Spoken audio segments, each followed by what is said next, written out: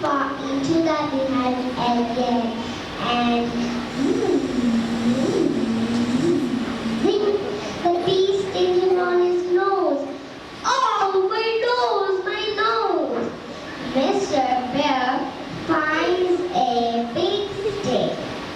Mr. Bear tried to leave the bee, but the bee was so fast. He swings and he swings, but couldn't.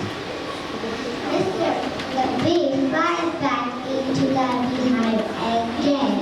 Mr. Bear says, "Now you're trapped, I will squash you."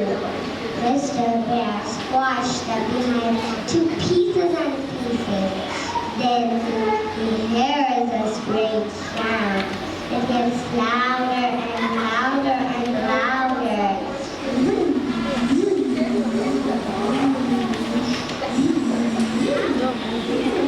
Thousands of bees fly down from the sponge beehive. They fly around Mr. Bear's head. They sting him on his ear. They sting him on his elbow. They sting him on his arms, on his legs, on his hands, and especially on his nose. They chase Mr. Bear out to the forest. Mr. Bear runs and he runs, but couldn't.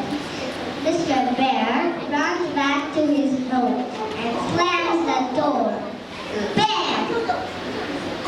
There he hears a voice behind him. "It's Mrs. Bear. You did it again, didn't you? You lost your temper." Mr. Bear cries and counts his bee stings.